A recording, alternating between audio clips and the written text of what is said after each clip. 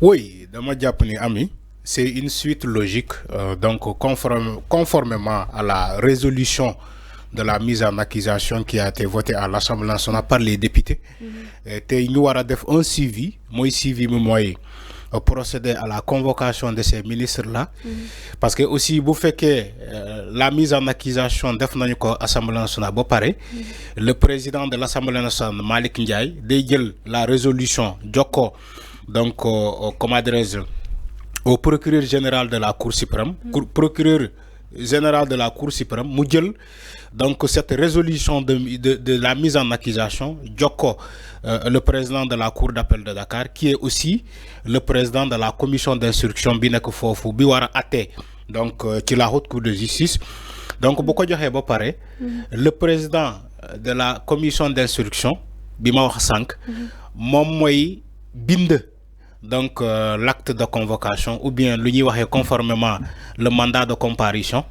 Moom le président de la commission d'instruction moo koy bind jox ko la division des investigations criminelles la DIC pour mu informer les anciens ministres là ni que am nañu seen mandat de comparution fii qui est disponible au niveau de la DIC mën nañu ko ñëw récupérer. Donc il faut que ñu expliquer Sénégalais yi nu muy demee.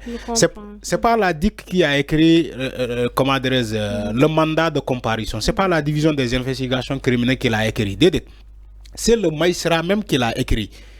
Le président de la commission d'instruction bi nar a déglu ces ministres là moom moo bind le mandat de comparution ba pare jébbal ko la division des investigations criminelles ne ko dama bëgg nga informer ma Mansour Faye nga informer ma Ndeye Saly Diop nga informer ma Moustapha ni que voilà Moustapha Diop ni que désormais c'est officiel ni que seen mandat de comparution disponible na au niveau de la DIC léegi kaay leen gën récupérer ko moo tax nga gis ñoom Mansour Faye dem ba récupérer seen mandat de comparution. Donc conformément à la loi ce qui a été prévu par le code de procédure pénale, ce qui a été convenu ou bien loo xamante ne constitution moo ko prévoir moo tax ngeen gis ces anciens ministres là dem jël amaana ñu bëri dañ doon poser ay questions. Pourquoi un mandat de comparution alors qu'ils n'ont pas été convoqués au préalable? Mais c'est tout à fait loolu laa bëgg expliquer pour Sénégalais comprendre. C'est tout à fait normal, c'est dans l'ordre normal des choses. Ils seront jugés dans un tribunal spécial, dans un tribunal de privilège qui est la haute cour de justice. Donc cette haute cour de justice là dafa am lu ko tënk mooy maanaam la loi 2002-10. Donc cette loi là moom moo régit tey ce mandat de comparution aux anciens ministres ñi am ñoo xamante ne dañoo am casquette de ministre donc pour ñu mën leen àtte foofu ci haute cour de justice. Donc convenablement c'est ce qui a été prévu par les textes moo tax ba là jusqu'au moment où nous parlons ils sont en train de respecter la procédure normale des choses. D'abord en passant par cette Assemblée nationale pour la résolution de la mise en accusation. Après, cette résolution-là est disponible au niveau du procureur général de la Cour suprême. Après, ce procureur général de la Cour suprême mu jël information bi envoyé ko à la commission, au président de la Cour d'appel qui est le président même de la commission d'instruction. Beneen bi mu envoyé ko lui-même. Non mu envoyé ko le premier président de la Cour suprême. Donc moom mooy présider la haute cour de justice composée de huit députés. Donc loolu la ñuy tasee mbir mi. Tey Mansour Faye et Ndeye Saly Diop et Moustapha Diop déjà léegi xam nañu ni que officiellement ils sont convoqués. Donc ñu nar a dem wuy ji. Dañuy dem wuy ji la commission d'instruction composée de 4 magistrats donc su ma juumul. Donc commission boobu moom moo leen di assister. Commission boobu moo leen di interroger d'abord.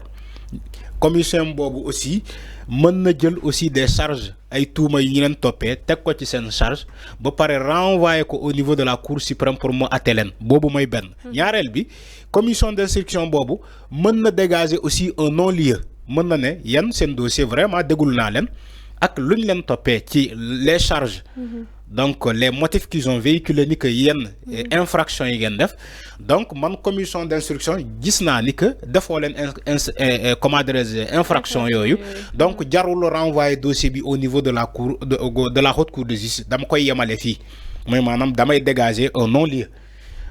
Cela ça a été fait donc mën nañu interroger jurisprudence Idrissa Seck dans les chantiers de Thiès.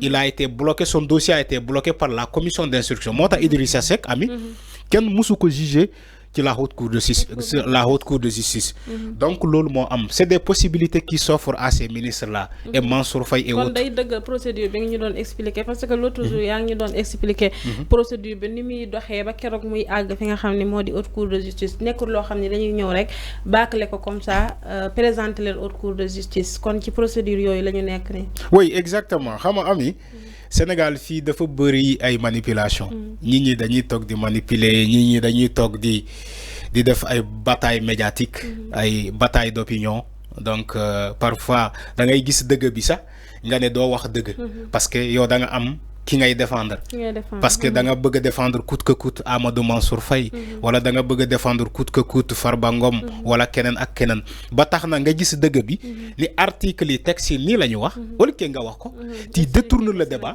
nga détourner le débat pour mettre la poudre aux yeux des Sénégalais nga ne non même la procédure même dans la faisabilité la procédure est nulle. Il y a une vice procédurale, donc ils n'ont pas respecté donc la procédure normale. Alors que c'est faux. Tu sais, même dans les textes, ce qui a été prévu, moi, nous le défini actuellement. Après la résolution de la mise en accusation, informer les accusés, ni que désormais, ce mandat de comparution est disponible au niveau de la DIC. Récupérer quoi. Donc c'est tellement facile. Il y a une procédure qui est là. La nouvelle justice, après la réforme et la modernisation de cette justice, la nouvelle justice. Alors, dans cette nouvelle justice, ami, on convoque les gens à temps, mais aussi on respecte leurs droits.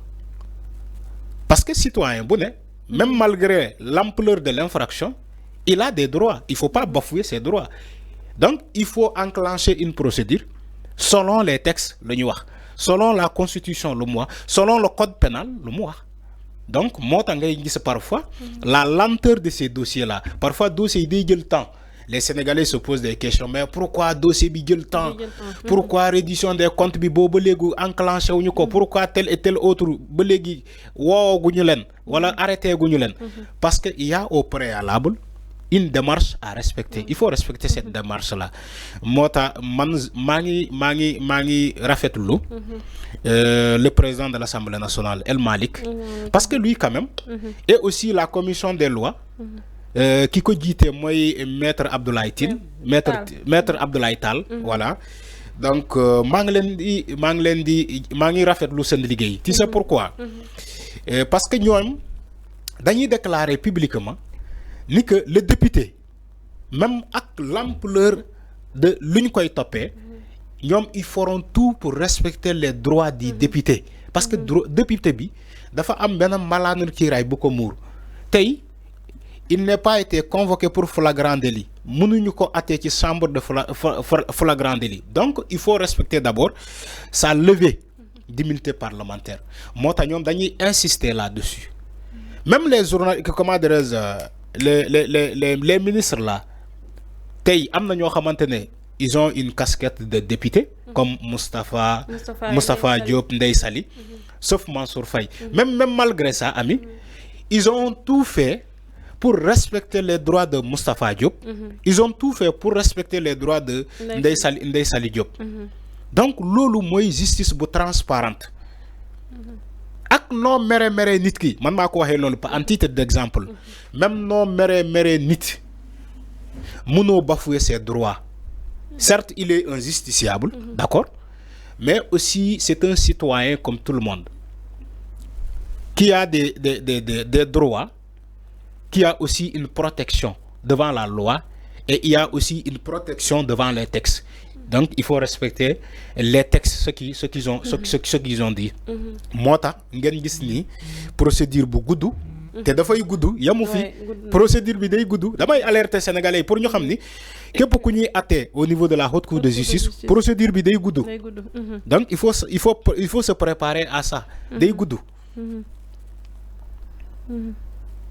exactement day gudd kon mi ngi noonu Arfan am na solo bu baax a baax ci explication bi pour ñi nga xam ne ñoom it duñ comprendre justice nu muy doxee wala li nga xam ne moo di haute cour de justice ñu mën a comprendre que ni procédure la te procédure boobu la ñu nekk di topp jamono ji kon mi ngi noonu 3 ministres yi nga xam ne dèjà ñoom jot nañ seen ay convocation ñu wëyal Arfan ba tey des ci justice ak mbirum ki nga xam ni moo di Azoura